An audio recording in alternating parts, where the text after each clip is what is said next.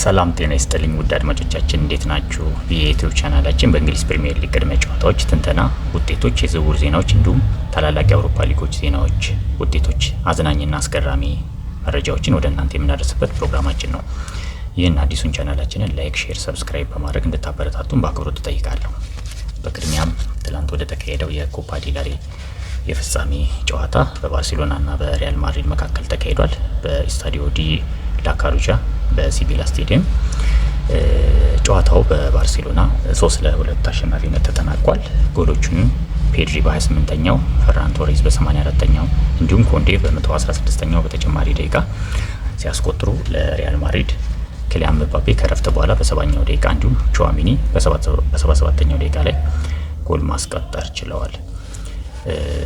ይህ ጨዋታ በከፍተኛ ትንቅንቅ የነበረውና አዝናኝ ጨዋታ ሆኖ ነው የተጠናቀቀው።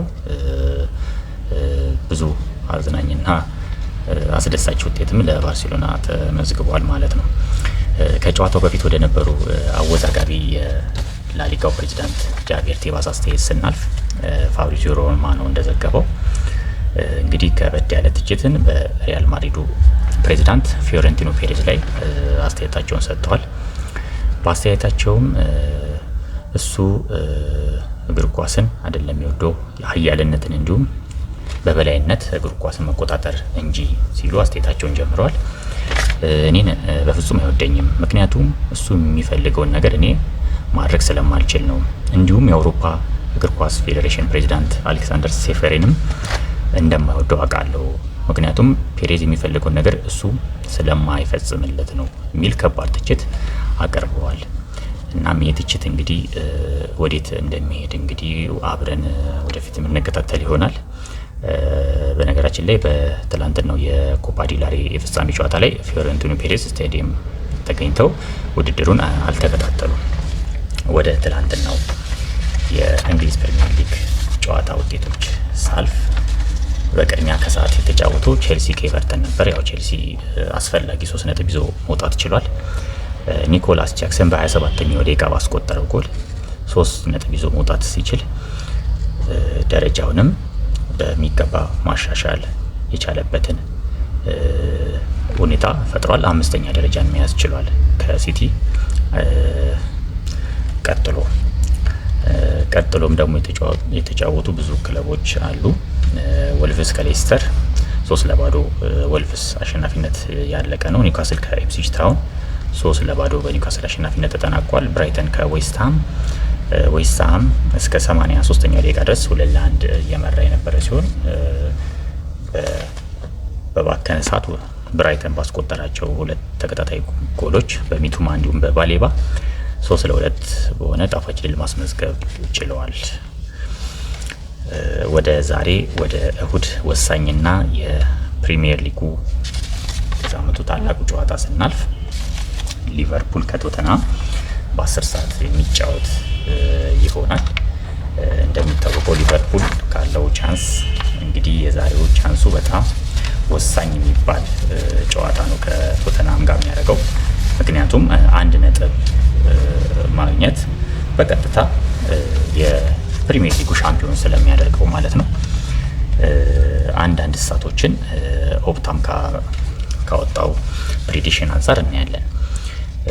እንግዲህ ጨዋታው 10 ሰዓት ላይ የሚካሄድ ይሆናል።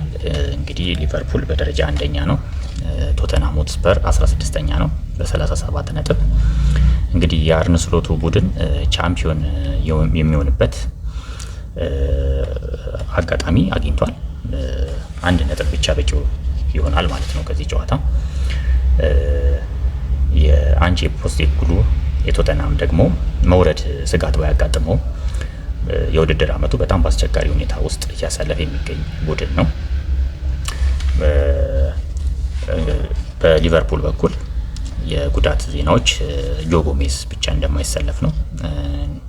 እንዲሁም ኮነር ብራድሊ ባለፈው ሳምንት ከሌስተር ጋር በነበራቸው ጨዋታ 71 ደቂቃ መጫወቱ ይታወሳል።